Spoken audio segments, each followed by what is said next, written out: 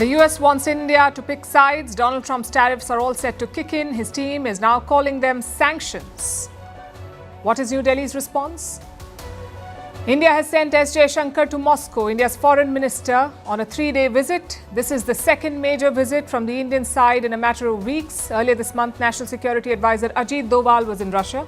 Together, they're laying the groundwork for closer trade ties and a deeper defense partnership with Moscow.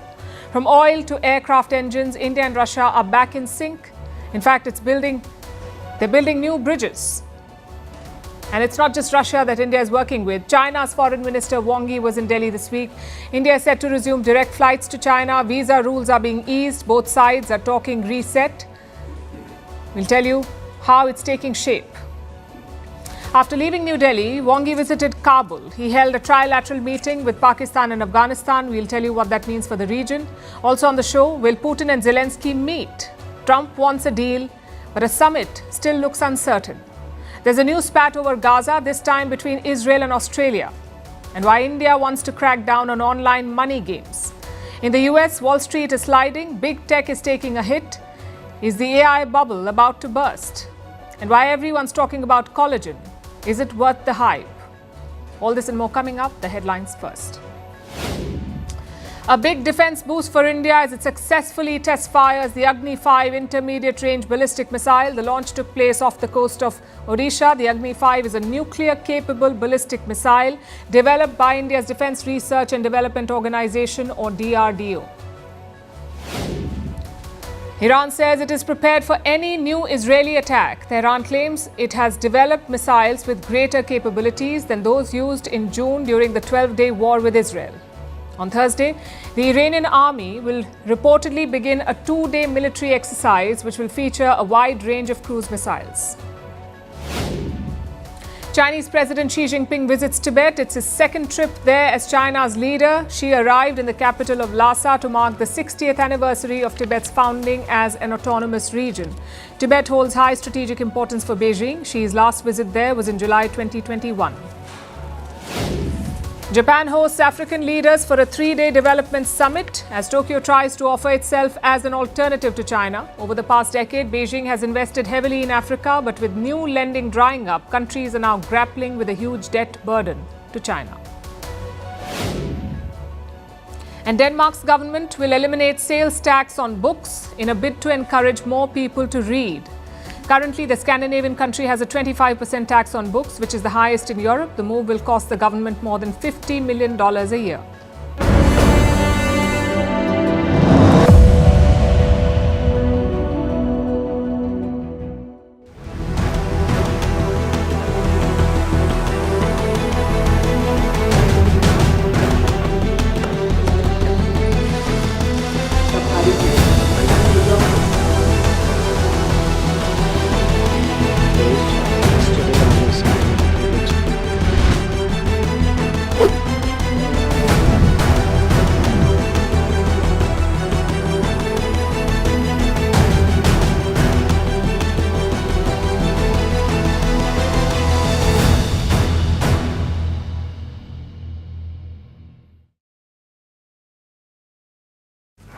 There's excitement in new friendships, but comfort in old ones. Just ask India. The jubilation around Donald Trump has turned sour. The US has slapped a 50% tariff on India. So what does India do? Firm up an old time-tested friendship. I'm talking about Russia. As we speak, Foreign Minister S Jaishankar is in Moscow. It's the second high-level visit this month. National Security Advisor Ajit Doval visited 2 weeks ago, and now Minister Jaishankar is visiting. He'll be in Moscow for 3 days. Today was all about laying the groundwork. First, he visited a war memorial in the Russian capital. He paid tribute to Russia's fallen soldiers in World War II.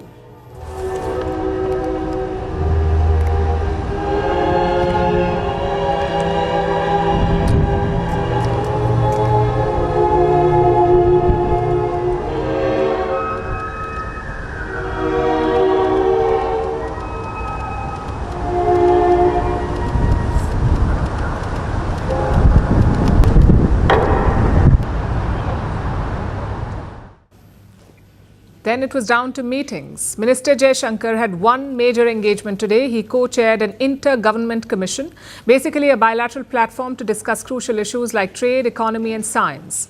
He also met Russia's deputy prime minister during those talks. Tomorrow promises to be even bigger.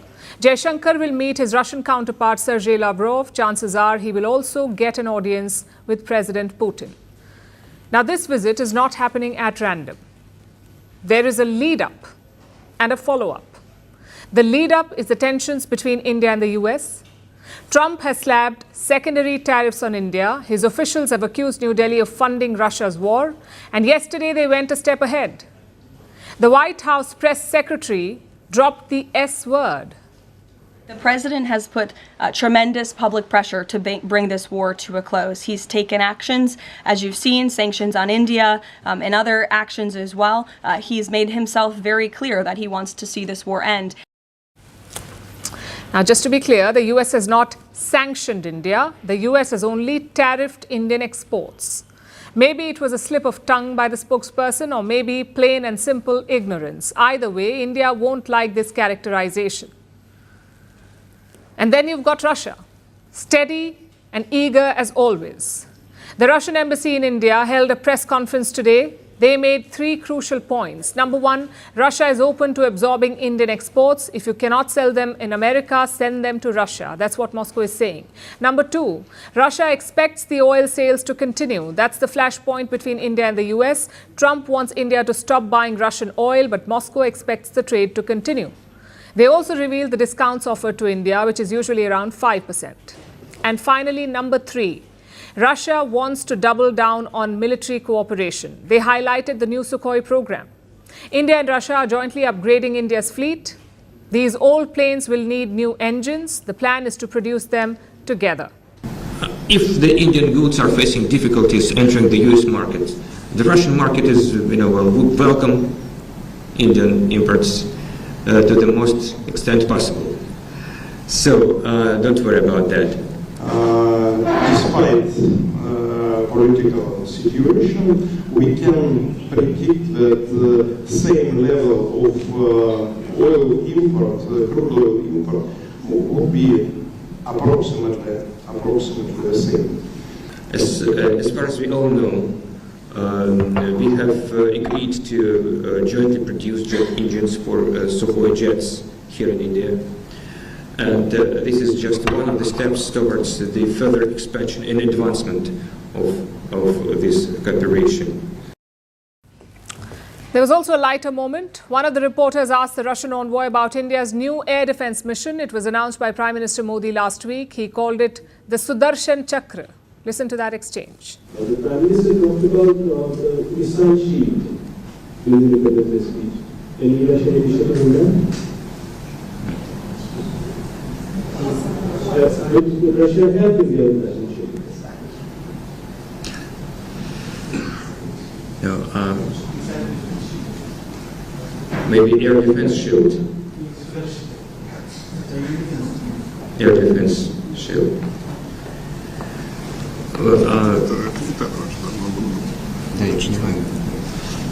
Sudarshan Chakra. Next time ask in Hindi, I would understand better. So that's the lead up. Fraying India-US ties and rejuvenated India-Russia ties. The follow-up is a high-stakes trip by Vladimir Putin. It has been on the cards for a while now. Putin has not visited India since the war broke out in 2022, but he is expected to visit this year around the end of 2025. Chances are Jaishankar will be discussing that upcoming trip. There are dates and details to be worked out. All these moves signal India's position. Its refusal to kowtow to Trump. On the 6th of August, he announced secondary tariffs on India. Trump announced secondary tariffs on India. The next day, National Security Advisor Ajit Doval met Putin in Moscow. Yesterday, the US talked about sanctions on India. Today, Minister Jaishankar landed in Moscow. So the message is quite clear. India will not abandon its relationship with Russia. If anything, it will double down.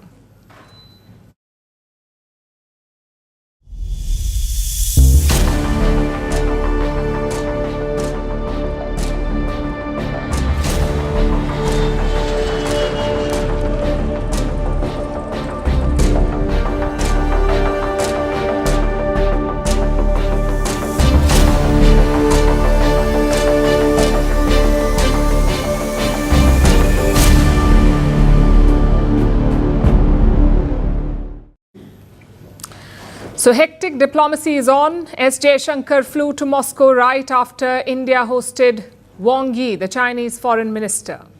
And Wang Yi visited India after a gap of 3 years. It was a 2-day trip, and by the looks of it, it was quite productive. India and China have taken a big step towards normalization. A new reset is taking shape. Both countries have announced a series of initiatives. It's a clear roadmap of where this is headed. Let's begin with the border. It is the most sensitive issue. The entire relationship depends on it, on how India and China handle the border. Both sides have agreed to form 2 new groups. The first group will focus on defining the border. Remember, there is no clearly defined border between India and China. There is no formal agreement. What exists is the line of actual control, a line that stretches more than 3,400 kilometers, and this is where most disputes arise. So the first group will tackle this issue. They will work on a framework for delimitation so that India and China can move from a line of actual control to a clearly defined boundary. That's what the first group will do. The second group has a different task. Their job is to improve border management, to make sure that the peace holds. And with the formation of these 2 groups, India and China are sending a message. They want to resolve the border situation and not let the differences boil over. At the large group meeting, I am ready to work with you to build more consensus and identify the specific direction for our boundary consultations going forward and create more conditions for the improvement and further growth of our bilateral relations. But there's more to this reset. It's also about trade, people and connectivity. And on that front, there are significant developments to report. India and China have agreed to resume direct flights. They will finalize a new air services agreement. Both sides will make it easier to get visas, not just for diplomats, but also for tourists, students and businesses.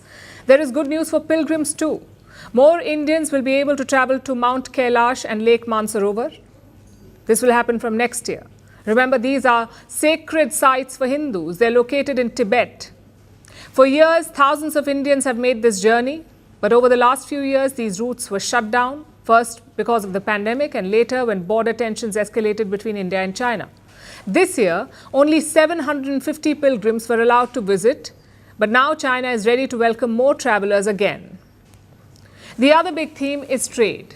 India and China have agreed to reopen border trade routes.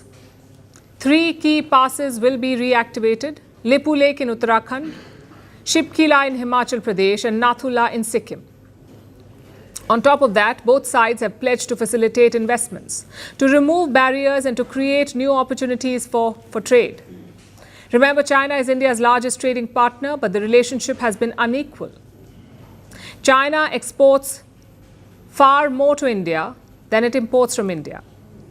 And all these steps could help in restoring balance.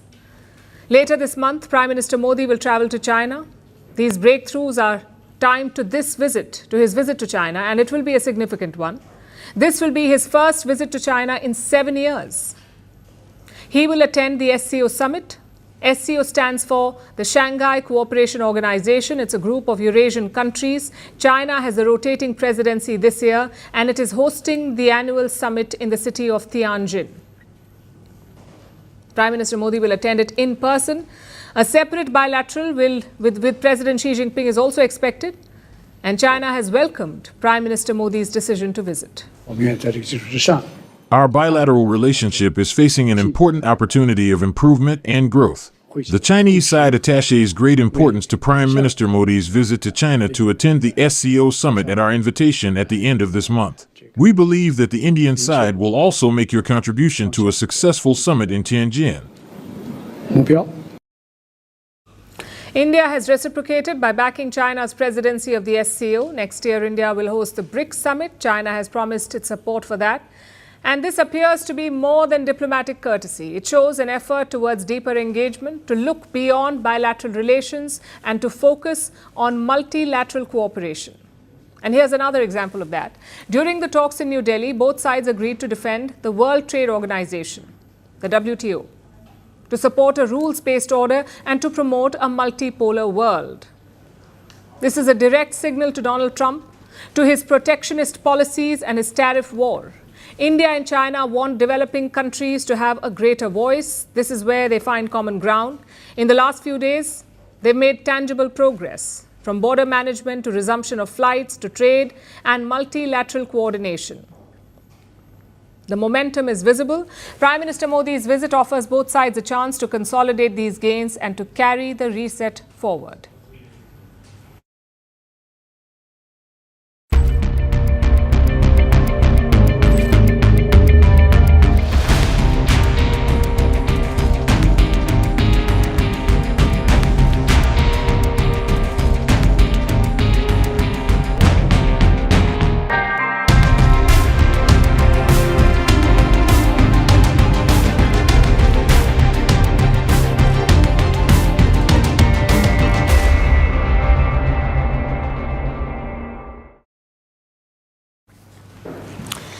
After New Delhi, Wang Yi had another stop. It was supposed to be Islamabad, but as it turned out, he did not go to Pakistan. He went to Afghanistan instead. It's his first trip to the country since 2022. Wang Yi landed in Kabul for a trilateral meeting. A meeting with whom? The foreign ministers of Pakistan and the Taliban. And this is an emerging triad: Pakistan, China, Afghanistan. The last round was held in May 2023. After that, things went downhill. Pakistan and the Taliban locked horns. China stepped back from investments in Pakistan. So the trilateral sort of faded. Then in May this year, it was revived by China. An informal round was held in Beijing, and now a formal trilateral summit is on in Kabul. The question is, what did it achieve? And how should India see this meeting? I'm sure these pictures will please the Taliban. Their foreign minister was playing host today, flanked by Wang Yi and Ishak Dar, the foreign ministers of China and Pakistan. As for the talks, they focused on two main issues. Number one, jointly combating terrorism. That's right, Pakistan and the Taliban will combat terrorism. As laughable as it sounds, this is a big deal. Pakistan is grappling with a major internal security crisis courtesy two groups, the TTP, the Tehreek-e-Taliban Pakistan, and the BLA, the Baloch Liberation Army. Pakistan accuses the Afghan Taliban of helping these groups, so they're asking Kabul to crack down. And how did Kabul respond? With typical diplomatic promises that Afghan soil will not be used against Pakistan. Let's see if they keep that promise. Issue number two was CPEC, the China-Pakistan Economic Corridor. It's a massive Chinese investment project in Pakistan, a mix of roads, rails, refineries and ports. Total investments, around $70 billion. China is keen to expand CPEC into Afghanistan, and it's obvious why. Afghanistan is sitting on untapped natural resources worth around $1 trillion. Things like copper, gold, iron and oil. China is hoping to cash in on these reserves. Plus, geography matters. Afghanistan is prime real estate. To its west is Iran, and to its north is Central Asia. So Afghanistan can be a bridge for China, a direct window to Central Asia. Now, none of this is new information. We've been hearing about it since the fall of Kabul. So why haven't things moved forward? Because of the state of ties. Pakistan was China's link to Kabul. Their contacts were cultivated by Islamabad, but recently Pakistan's own ties with Kabul collapsed. So the link also weakened. And that is why China got Pakistan and Afghanistan together in Beijing. Their plan is to mend the bilateral relationship. On paper, they have leverage on both sides. That leverage is called CPEC.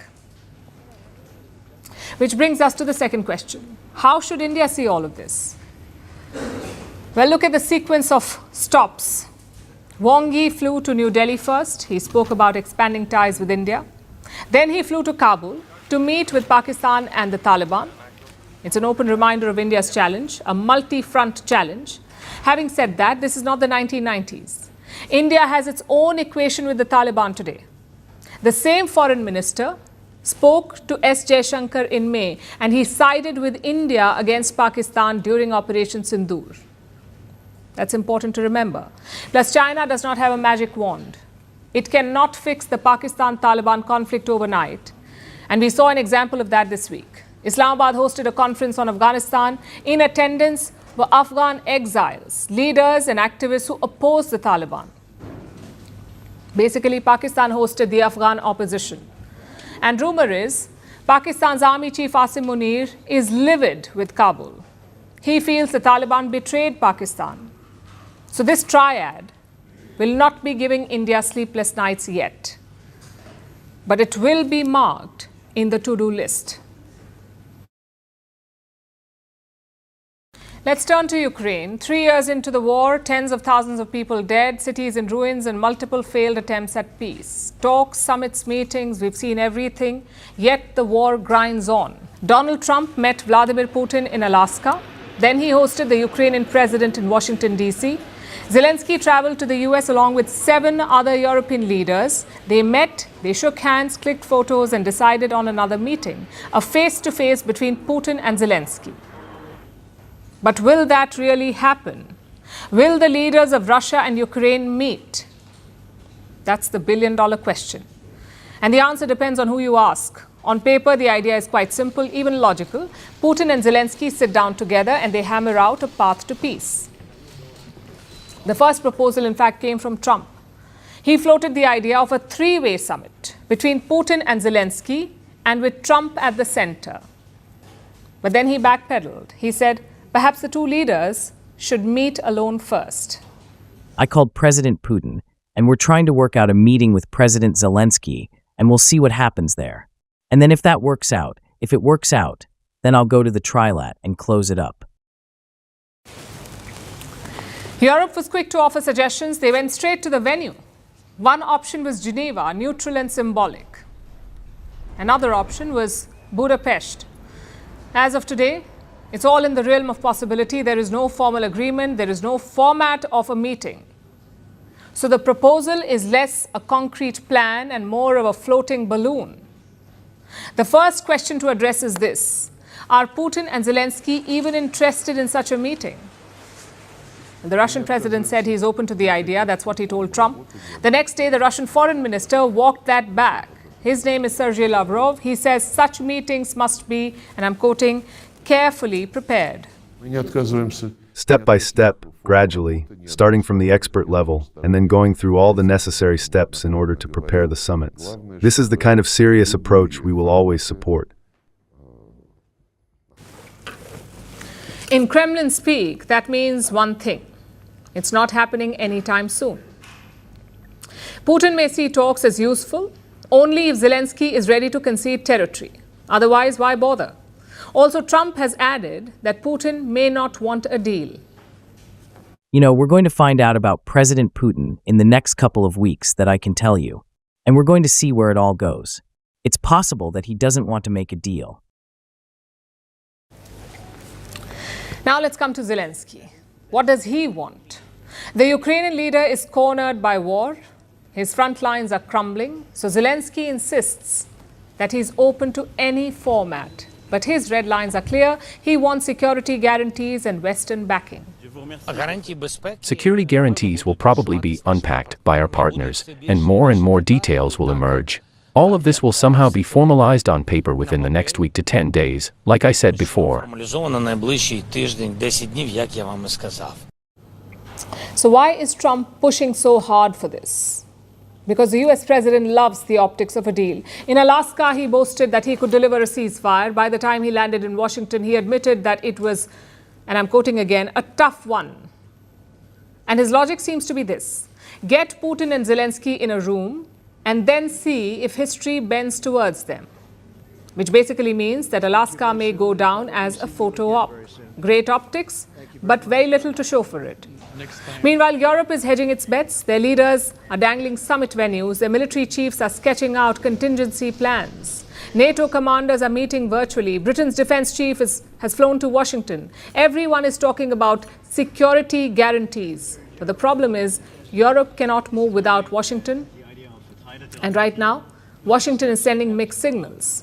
What's worse, nothing has changed on the battlefield. You see, the diplomats may shuffle papers, the presidents may shake hands, but the war is still grinding on. Russian troops hold the advantage in several regions. They are pressing on with the offensive. Ukrainian forces are stretched and exhausted, and the bombs keep falling. On Monday night alone, Russia fired 270 drones and 10 missiles. So diplomacy has not slowed the artillery. If anything, Moscow is demonstrating that it still has the upper hand. So what has this flurry of diplomacy achieved? Alaska produced the headlines. Washington produced the handshakes. But the fundamentals remain unchanged and the war remains exactly what it was. Brutal, grinding, and far from resolution.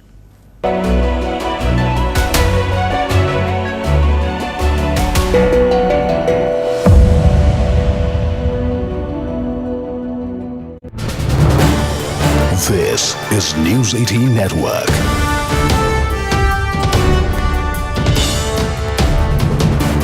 India's largest news network.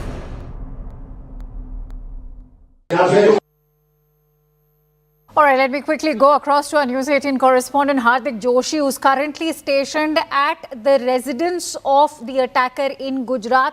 Hardik ji, कृपया करके अपना camera जरा pan करिए और हमें दिखाइए ये कहाँ रहते हैं. इनका नाम है राजेश भाई, किमजी भाई, सकारिया. इनके डिटेल्स जरा हमें बताइए, कौन है ये व्यक्ति? चौकस ये व्यक्ति है और राजकोट के रहने वाले हैं. राजकोट शहर के गोकुलधाम पार्क इलाका है जहाँ पे वो रहता है. उसके घर के अंदर के जो सीन है वो मैं आपको दिखाने की कोशिश करूंगा. ये जो पर्सन है राजेश साकरिया, वो रिक्शा चलाने का काम करता है. वो आम आदमी है और यहाँ पे वो गोकुलधाम में रहता है. लेकिन उसके माता के साथ जब बात हुई न्यूज 18 की टीम से, तो उस वक्त उसने बताया था कि जब दिल्ली में जो कुत्ता है, कुत्ता हटाने की बात को लेकर वो काफी परेशान थे, उसको लेकर बहुत आक्रोशित भी थे और यही इसके लिए ही वो दिल्ली गए थे. पिछले दिन उसके साथ बात हुई थी, तभी उसने आक्रोश जताया था कि ये जो है उसकी दिमागी हालत भी ठीक नहीं है, उसको उसके माता का कहना है. लेकिन इस वक्त यहाँ पे आईडीएम पुलिस पहुंची है, स्थानीय पुलिस है यहाँ पे तहकीकात कर रही है, यहाँ से पूछताछ भी कर रही है. लेकिन ये जो इलाका है, आसपास के जो लोग हैं, वो लोगों का भी साथ हम बात करने की कोशिश करेंगे. राजेश भाई, कैसे आदमी है आप? कितने? मैं नहीं पहचानता हूँ. यहाँ पे लोग हैं वो इकट्ठा हुई है. हम फिर से जो उनके पड़ोसी है उनके साथ बात करने की कोशिश करेंगे. जो पिछले साल से वो कई साल से यहाँ पे रहते हैं. और राजेश भाई वो कैसा आदमी है और कौन सा उसका व्यवहार रहा है? राजेश भाई अच्छा आदमी है. हाँ, लेकिन उसको अभी दिल्ली में उसने हमला किया है सीएम पे, क्या कहेंगे? वो हम क्या कहे सर, हम उसको उसने कभी झगड़ा किया है? नहीं, कोई दिन झगड़ा नहीं किया. वो यहाँ किसी भी पार्टी से जुड़ा हुआ है? नहीं. हाँ. वो हमको पता नहीं. हाँ. क्या कहेंगे राजेश भाई के बारे में? क्या बोलूं? चौकस से उनके पड़ोसी है, पड़ोसी का कहना है कि उसने आसपास के लोगों में कभी झगड़ा नहीं किया. लेकिन उसकी माता का कहना है कि वो श्वान प्रेमी है और श्वान को लेकर बहुत काफी परेशान हुआ था और उसको लेकर ही उसने जो है हमला किया हो सकता है, ऐसी बात है उसके माता ने इस वक्त की है. जी हार्दिक जी, ये भी बताइए कि जो इनके रिलेटिव हैं जो अभी तिहाड़ जेल में लॉज्ड हैं, उनके बारे में क्या जानकारी मिल रही है और इनकी क्या रिश्तेदारी है जो तिहाड़ जेल में इनके रिलेटिव बंद हैं?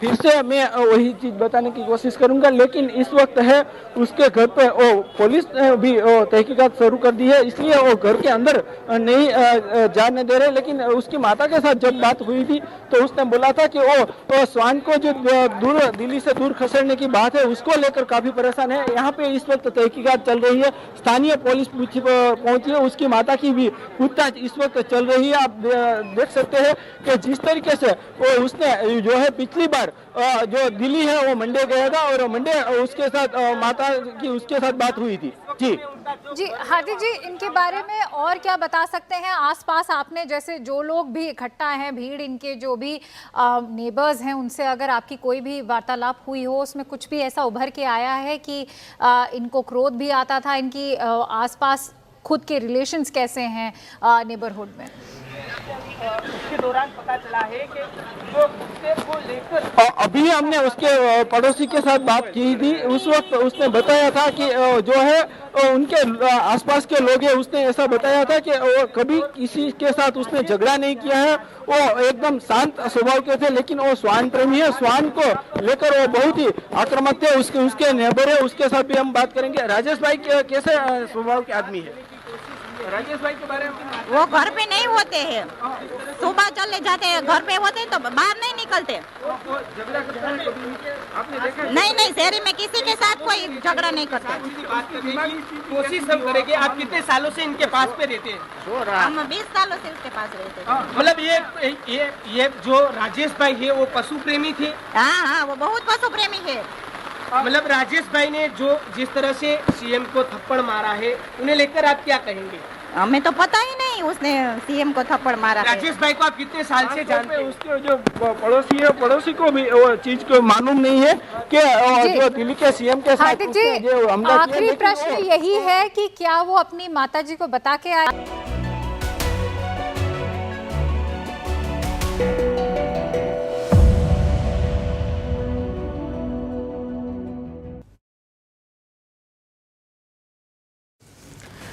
Diplomacy has always had its fair share of drama, but every now and then a quarrel between nations feels less like a chess match and more like a high school spat.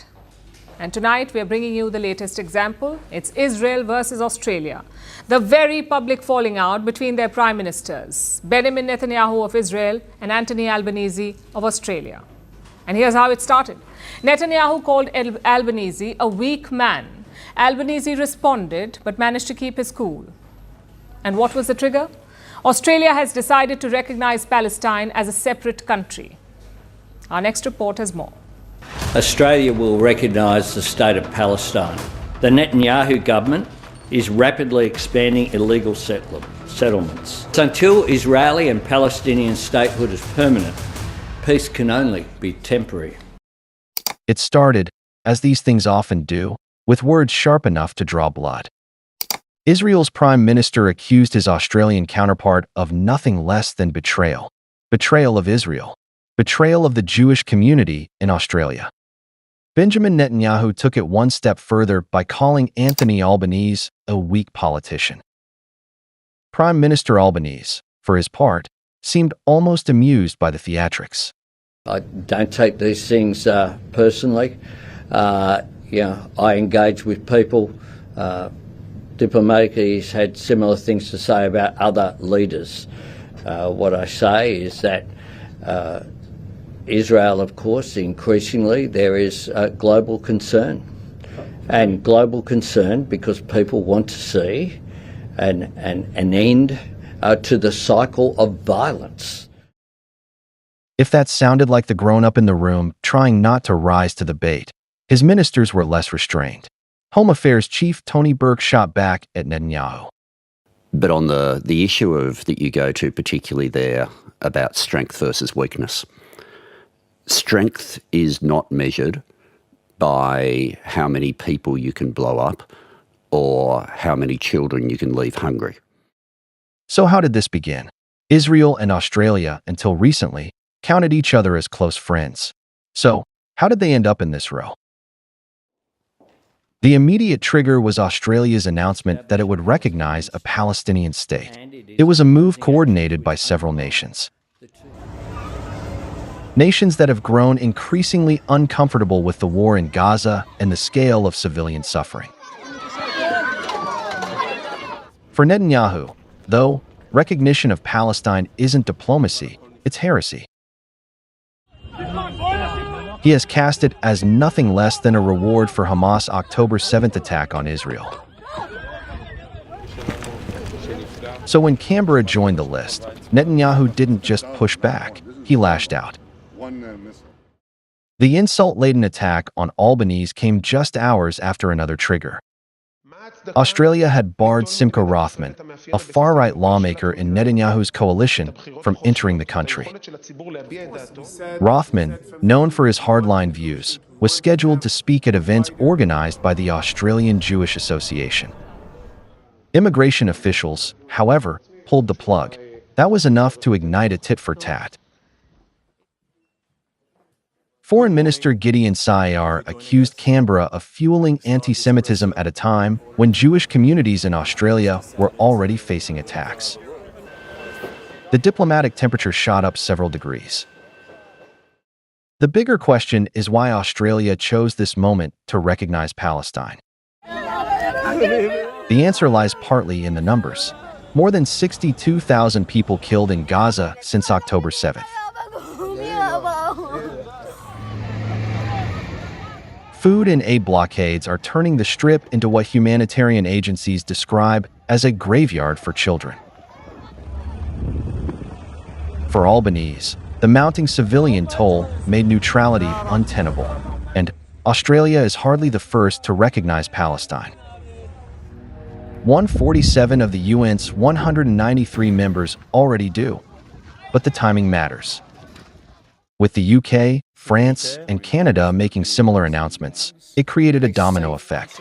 Israel now faces not just its traditional critics, but some of its closest Western allies turning the screws diplomatically. Netanyahu, in response, has doubled down. He's accused leaders like Albanese, Macron, and Keir Starmer of siding with rapists, kidnappers, and baby killers. Strong words, perhaps too strong, at a time when Israel is under growing pressure over Gaza. The fallout from the Australia spat is still unfolding. The cancelled visas, the rhetorical barbs, the public scolding, these may seem like small things. But in diplomacy, small things often signal big shifts. And this one hints at a relationship that may not return to normal anytime soon.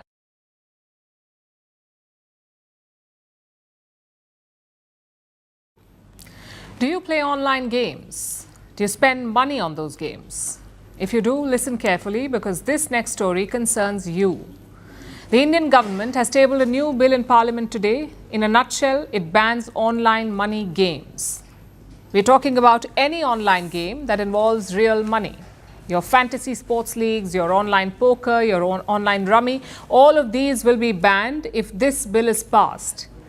And it's already been passed by the Lok Sabha, which is the lower house of Indian Parliament. The next stop is the Rajya Sabha, the upper house. This bill will impose a blanket ban. It does not matter if the game requires skill. It does not matter if it's purely luck. All money games will be banned. Naturally, the gaming industry is worried. They have written a letter to Home Minister Amit Shah. They're calling this move a death knell. Tonight, we'll take a deep dive into this legislation. Why was it necessary? What does it do? What will be the impact? And is this the right decision? The government has given two broad reasons for this move. One is national security. Many of these games are used to launder money. They park these funds in offshore accounts. New Delhi has also linked these games to terror financing. So that's the first and major concern. The second reason is social and economic harm. Families have plunged into debt. Teens have fallen prey to addiction, and in some cases, even suicides have been reported because Indians spend a lot of money on this. Look at the UPI payment data. From April to July this year, Indians spent 41,000 crore rupees on online games. That's around $4 billion. For perspective, this is also the kind of money that Indians spent on pharmacies for medicines. So the government says enough is enough. It is time to act. Next is question number 2. What does this bill do? Simply put, it outlaws online games that use money. If you offer such games, you will be punished. 3 years in jail, plus a fine of up to 1 crore rupees, which is around $115,000. That's the fine you face. Even promoting such games will attract punishment. Say an influencer posts about it, or a Bollywood actor appears in a gaming ad. That's 2 years in jail plus 50 lakh rupees in fine. So the government is not playing around. They are very serious about cracking down. Next is question number 3. What will be the impact? We'll focus on the skill gaming industry because no one here is defending gambling. So let's talk about skill gaming. Skill gaming in India is valued at $23 billion. The annual revenue is around $3.5 billion. It contributes around $2.4 billion in direct and indirect taxes. Not to mention it creates jobs. The skill gaming industry has 2 lakh jobs.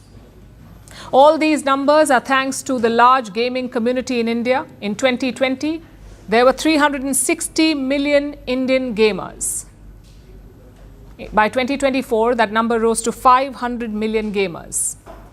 So simply put, it's a massive industry. For gaming companies, this bill is a huge setback. Yes, they can still offer games without using money, but will people still play? Because money was a big selling point. The gamers are not just looking for a challenge, they're hoping to make a big buck. Without the money, you may see the traffic plunge. So that's one problem. And there's another downside too. Users may shift to playing with offshore gaming companies, maybe through VPNs or the dark net. Which brings us to the final question.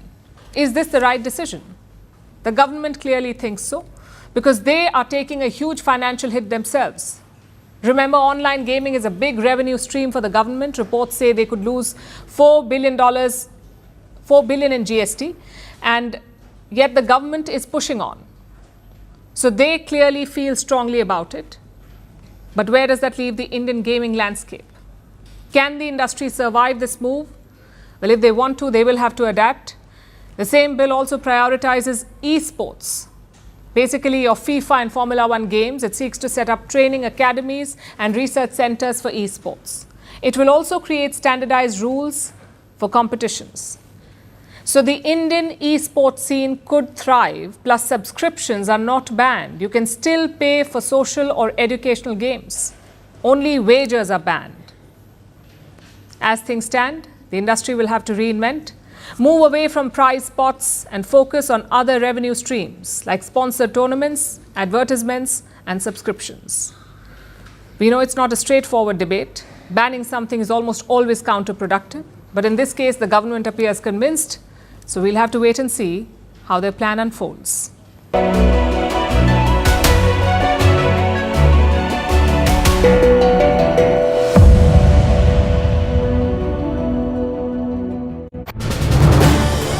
This is News 18 Network.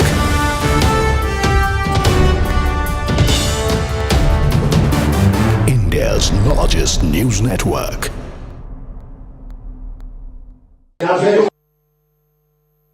All right, let me quickly go across to our News 18 correspondent Hardik Joshi, who's currently stationed at the residence of the attacker in Gujarat. Hardik ji, कृपया करके अपना camera जरा pan करिए और हमें दिखाइए ये कहाँ रहते हैं. इनका नाम है राजेश भाई, किमजी भाई, सकारिया. इनके डिटेल्स जरा हमें बताइए, कौन है ये व्यक्ति? ये व्यक्ति है और राजकोट के रहने वाले हैं. राजकोट शहर के गोकुलधाम पार्क इलाका है जहाँ पे वो रहता है. उसके घर के अंदर के जो सीन है वो मैं आपको दिखाने की कोशिश करूंगा. ये जो पर्सन है राजेश साकरिया, वो रिक्शा चलाने का काम करता है. वो आम आदमी है और यहाँ पे गोकुलधाम में रहता है. लेकिन उसके माता के साथ जब बात हुई न्यूज 18 की टीम से, तो उस वक्त उसने बताया था कि जब दिल्ली में जो कुत्ता है, कुत्ता हटाने की बात को लेकर वो काफी परेशान थे. उसको लेकर बहुत आक्रोशित भी थे और यही इसके लिए ही वो दिल्ली गए थे. पिछले दिन उसके साथ बात हुई थी, तभी उसने आक्रोश जताया था कि ये जो है उसकी दिमागी हालत भी ठीक नहीं है, उसको उसके माता का कहना है. लेकिन इस वक्त यहाँ पे आईडीएम पुलिस पहुंची है, स्थानीय पुलिस है यहाँ पे तहकीकात कर रही है, यहाँ से पूछताछ भी कर रही है. लेकिन ये जो इलाका है, आसपास के जो लोग हैं, वो लोगों का भी साथ हम बात करने की कोशिश करेंगे. राजेश भाई, कैसे आदमी है आप? कितने? मैं नहीं पहचानता हूँ. यहाँ पे लोग हैं वो इकट्ठा हुई है. हम फिर से जो उनके पड़ोसी है उनके साथ बात करने की कोशिश करेंगे. जो पिछले साल से कई साल से यहाँ पे रहते हैं. और राजेश भाई वो कैसा आदमी है और कौन सा उसका व्यवहार रहा है? राजेश भाई अच्छा आदमी है. लेकिन उसको अभी दिल्ली में उसने हमला किया है सीएम पे, क्या कहेंगे? वो हम क्या कहे सर, हम उसको उसने कभी झगड़ा किया है? नहीं, कोई दिन झगड़ा नहीं किया. वो यहाँ किसी भी पार्टी से जुड़ा हुआ है? नहीं. वो हमको पता नहीं. क्या कहेंगे राजेश भाई के बारे में? क्या बोलूं? चौकस से उनके पड़ोसी है, पड़ोसी का कहना है कि उसने आसपास के लोगों में कभी झगड़ा नहीं किया, लेकिन उसकी माता का कहना है कि वो स्वान प्रेमी है और स्वान को लेकर बहुत काफी परेशान हुआ था और उसको लेकर ही उसने जो है हमला किया हो सकता है, ऐसी बात है वो उसके माता ने इस वक्त की है। जी हार्दिक जी, ये भी बताइए कि जो इनके रिलेटिव हैं जो अभी तिहाड़ जेल में लॉज्ड हैं, उनके बारे में क्या जानकारी मिल रही है और इनकी क्या रिश्तेदारी है जो तिहाड़ जेल में इनके रिलेटिव बंद हैं?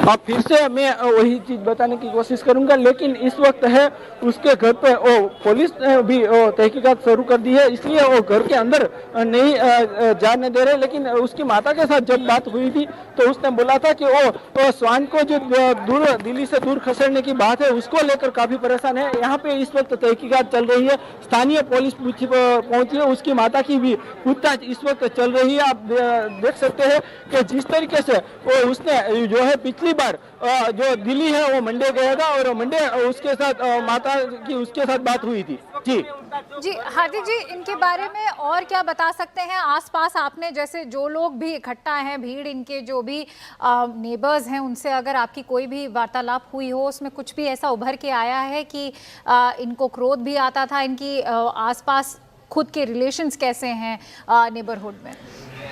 उसके दौरान पता चला है कि जो कुत्ते को लेकर अभी हमने उसके पड़ोसी के साथ बात की थी, उस वक्त उसने बताया था कि जो है उनके आसपास के लोग हैं, उसने ऐसा बताया था कि वो कभी किसी के साथ उसने झगड़ा नहीं किया है, वो एकदम शांत स्वभाव के थे, लेकिन वो स्वान प्रेमी है, स्वान को लेकर वो बहुत ही आक्रामक थे। उसके नेबर है, उसके साथ भी हम बात करेंगे। राजेश भाई कैसे स्वभाव के आदमी है?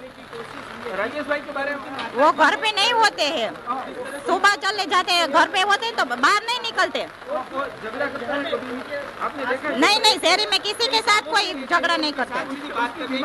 कोशिश हम करेंगे। आप कितने सालों से इनके पास पे रहते हैं? हम 20 सालों से उसके पास रहते हैं। मतलब ये जो राजेश भाई है वो पशु प्रेमी थे? हाँ, वो बहुत पशु प्रेमी है। मतलब राजेश भाई ने जो जिस तरह से सीएम को थप्पड़ मारा है, उन्हें लेकर आप क्या कहेंगे? हमें तो पता ही नहीं उसने सीएम को थप्पड़ मारा है। राजेश भाई को आप कितने साल से जानते हैं? उसके जो पड़ोसी है, पड़ोसी को भी वो चीज को मालूम नहीं है कि जो दिल्ली के सीएम के साथ आखिरी प्रश्न यही है कि क्या वो अपनी माताजी को बता के आए थे कि वो दिल्ली जा रहे हैं और क्यों जा रहे हैं दिल्ली? हाँ, जब उसकी माता के साथ न्यूज़ 18 की टीम से बात हुई थी तभी उसकी माता ने बताया था कि जो है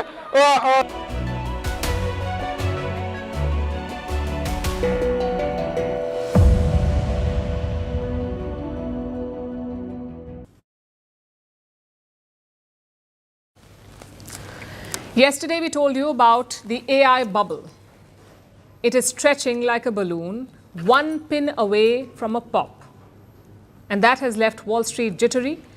For the last 18 months, Wall Street's rally has been powered by the so-called Magnificent Seven. What's the Magnificent Seven? Meta, Microsoft, Amazon, Alphabet, Apple, Nvidia, and Tesla. These are all big tech companies, 7 tech companies. Together, they make up nearly 40% of the S&P 500. That's the US stock market's main scoreboard. They track the top 500 companies in America, and these 7 companies make up 40% of that value. But here's the twist. These giants are not just market leaders, they're also each other's biggest customers. Microsoft buys Nvidia's chips, Nvidia runs on Microsoft's Azure cloud, and Meta spends billions on AI infrastructure that again boosts Nvidia. So it's a closed loop, and it's a loop that Wall Street is now questioning. Yesterday, Nasdaq fell by 1.5%. It's a tech-heavy index, and S&P was down by 0.6%. Nearly 70% of its companies were up. 70% companies on this index were up, but the index still fell because the AI-linked giants lost ground. That's how heavily dependent it is on the Magnificent Seven. And today the fall continues. The Nasdaq is still down by almost 1.1%. And the worst hit is Nvidia. It shed 3.5% in a single day. This is a $4 trillion company, remember, now hit by the AI jitters. And Nvidia is not alone. Palantir plunged nearly 10% in a day. ARM was down 5% despite being one of the most hyped chip IPOs in years. And Oracle and AMD lost 5 to 6% each. So the sell-off was systemic. And it shows you how AI optimism has been propping up an entire sector. But what led to the slide? If you're looking for a single spark, it was a blunt MIT study, a study that says 95% of AI pilot projects fail, 95%. That started the panic selling. And then came Meta. Until recently, Meta was dishing out million-dollar packages, wooing AI engineers with Hollywood-level checks. But then they got the reality check. Reports suggest Meta is looking to downsize its AI department. Usually that's corporate speak for layoffs. So they spent millions hiring people only to fire some other people, which doesn't make sense.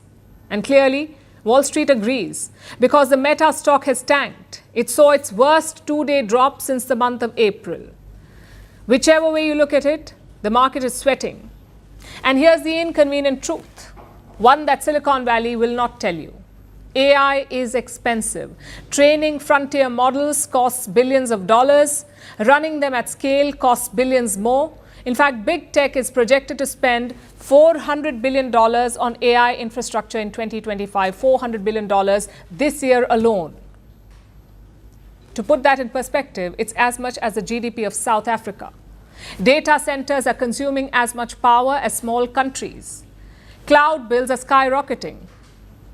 And their logic is quite clear. Spend big now, dominate later. It's good to be ambitious. It's good to take risks. But at some point, companies will have to ask the awkward question. If the models are not boosting revenue, why are we spending like it's a moonshot? And that's when the budgets tighten. That's when hype meets reality. OpenAI CEO Sam Altman has already called it a bubble. So where does that leave us? Well, first things first, AI is still powerful. It is the biggest technological revolution of our era. But the Meta shakeup and MIT's reality check remind us of one thing. Revolutions do not move in straight lines. There will be hype. There will also be crashes. Veteran investors have seen this before. In the late 90s, the internet was going to change everything. Billions poured into startups. Wall Street cheered until it stopped cheering. And now the same Wall Street has turned AI from a tech story into a market story. The risk is not that AI fails. The risk is that the market has already priced in a revolution which is still stuck in beta testing. And if history is any guide, revolutions rarely ever run on schedule.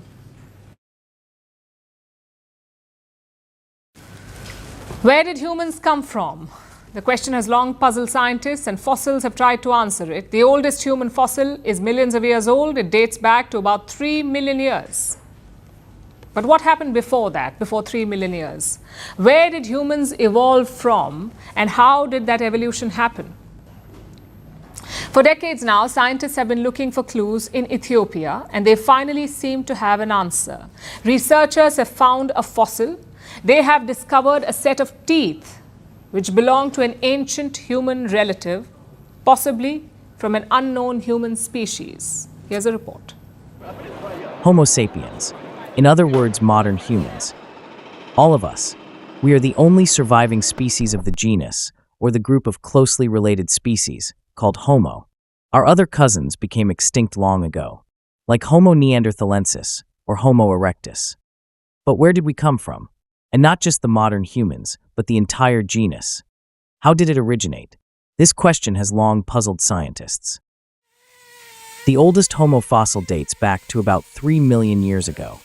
But we don't know what happened back then, how our genus came about, or what happened afterwards.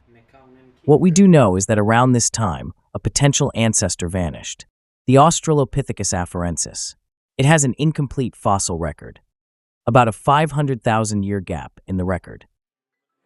But now, scientists have clues that could rewrite the history of human evolution. A decades-long archaeology project has been underway in northeastern Ethiopia. An international team of scientists has been working to uncover mysteries of the human origin, and they have uncovered fossils of our ancestors. The fossils discovered are teeth, and they come from the exact time period that has confused scientists for decades now. From between 2.6 and 3 million years ago. 10 of the teeth belong to the genus Australopithecus, the ancient human relative. Meanwhile, 3 teeth belong to the genus Homo, meaning both the genera were living together in the region. But what makes this even more fascinating is this. The Australopithecus teeth are different from previous discoveries of the genus, meaning scientists may have discovered a new species. It seems so unknown that scientists are not sure of how to name it yet. So we know it's something new, but we want to be a little bit cautious about naming it until we have a better picture of all of the morphology, of how its whole body looked. The biggest excitement is around the fact that there's more than just 1 or 2 or possibly even 3 species of Australopithecus here in Eastern Africa. This is a pivotal moment in the evolutionary past of humans, because this discovery reinforces a crucial idea.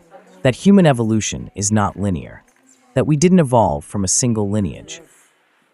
What makes it special and new is the exciting discovery that there is more diversity in the human lineage, in our origin, in our ancestry than we originally thought at this particular time. So between about 3 million and 2.5 million years ago, a lot of exciting things are happening. So like most other organisms, humans most likely evolved from multiple species, living around the same time, merging, and impacting each other. A lot remains unknown, but with each ancient layer of dirt we, Homo sapiens, peel off, the closer we get to understanding where we came from.